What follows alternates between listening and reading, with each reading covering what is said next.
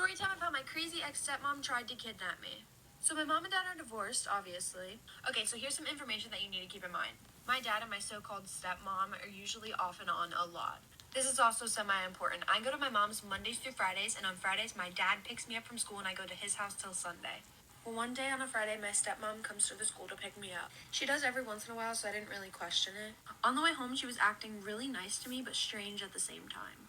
She said that she was going to take me to some ice cream shop and she needed my phone for GPS because apparently hers died. About 40 minutes later, I asked her, I was like, how far is this ice cream shop? And for about 2 hours, she kept saying, we're almost there, we're almost there. We then arrive at some hotel, and then she said my dad was going to meet us there. Everything just started to seem really off to me, so I asked her for my phone back. She then replies with no. Then I ask her why, and get ready for this. She says, because I'm your new mom, so I'm your boss. Part 2 of how I almost got kidnapped by my crazy ex-stepmom. Continuing on with the story, after she told me that she was my new mom, I looked at her and I was like, excuse me? Mind you, this conversation is taking place outside of the hotel. She said, daughter, no more questions. If you cooperate, you'll just make your life so much easier. So we check into the hotel and I'm literally just sitting on the bed staring at the wall. She tells me I have to earn her trust to be able to have my phone back. My mom and dad both have me on Life 360, so I was really just hoping that they'd figure out where we are and come get me. So this crazy lady ends up taking me to McDonald's. I was starving, so I got some chicken nuggets, and we went back to the hotel and ate it there. She was trying to act like everything was all cool, like she normally does, but I was honestly freaking out. Then she comes to tell me that me and her will be moving to Mississippi by ourselves, and I will become one of her own. Guys, at this point, I'm literally panicking, and I have no idea what to do. I was only 12 at the time, so I wasn't really that intelligent. Then we hear like 5 multiple bangs on the hotel door. Part 3 of how I almost got kidnapped by my crazy ex-stepmom. Continue on with the story. After we hear like 5 loud bangs on the door, we open it. Well, she opens it. She made me hide in the bathroom corner. And it was the police. I mean, I knew they would come because my crazy ex-stepmom is honestly really stupid. But just wait till I end up finding out what she was actually gonna do with me. They end up searching the hotel and finding me. So there were 3 policemen in the room. She was handcuffed already, and they had her on the bed talking to her, I guess. A couple seconds later, we hear a knock on the door, and I was thinking it was my mom or dad. No, it was 2 big men that she was trying to sell me to. Yes, 2 big men that she was going to sell me to.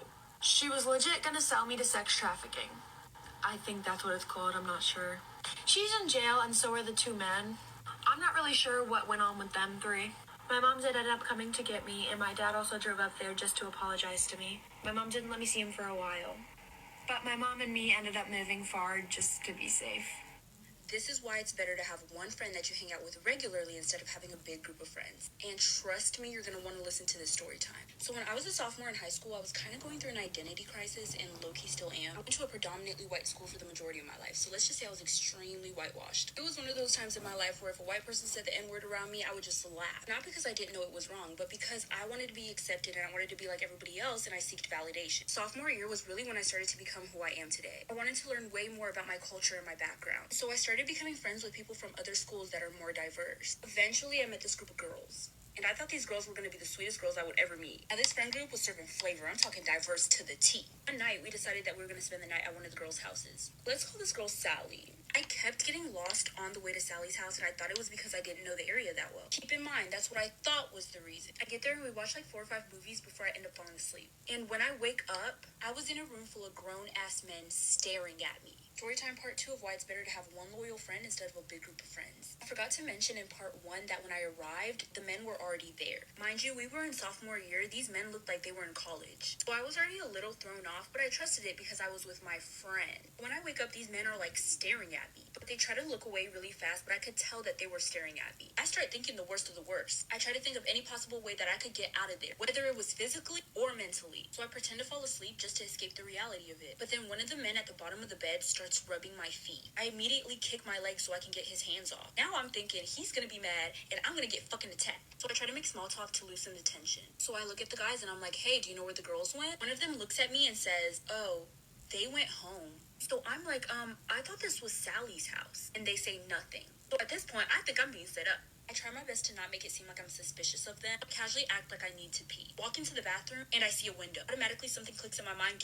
Added it. Part 3 of why you should have one loyal friend instead of hanging out with a big group of friends. So I go into the bathroom and there's a window. I'm thinking to myself, I would be so dumb. I would be so extremely, incredibly stupid to go back into that room full of grown-ass men that I've never met before, instead of making my escape through that window right here, right now. So I trusted my gut and I got the fuck out of there. Mind you, I'm in my PJs right now. No shoes, no socks. I'm making my great escape. Call me Pablo Escobar. While I was doing all of it, I was in disbelief. Like, I cannot believe that I'm escaping, like, right now. Like, this is actually insane. Like, I did what I believed was right at the moment. And honestly, that decision might be the reason why I'm alive right now. So I make a run for it. I immediately run to the front of the neighborhood. I hide behind some trees and then I call my sister. I call my sister instead of my parents because my mom was the one who drove me there. And if she knew that something bad happened, she wouldn't have let me go out again. I'm frantically explaining everything on the phone to my sister. She literally speeds to come get me. Once she gets there, I immediately hop in her car and we get the fuck out of there. On our way home, I get a text from Sally.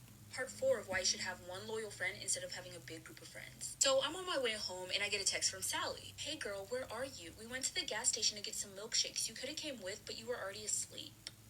I didn't even respond. I just blocked all of them because I know damn well that they were not getting milkshakes. Because one, why didn't they wake me up to get milkshakes? Because I wasn't the first person to fall asleep. I'd never fall asleep first at somebody's house with a big group of people. I saw somebody else who looked like they were sleeping, so I thought that I was going to fall asleep too. Two, why were all those grown-ass men there? Nobody told me that they were going to be there. Like I said, we were sophomores. These men were in college. Maybe even graduated from college. They were grown. 3, why would she lie about it being her house? 4, why did the boy say she went home? And remember when I said I kept getting lost because I didn't know the area? Once I went back to look through the messages that I had with those girls to see if there was anything fishy going on, I noticed that they were all sending me different addresses. Either one number would be off or a letter would be off. They definitely were planning something because they were trying to get me there late. I haven't seen or talked to those girls since then.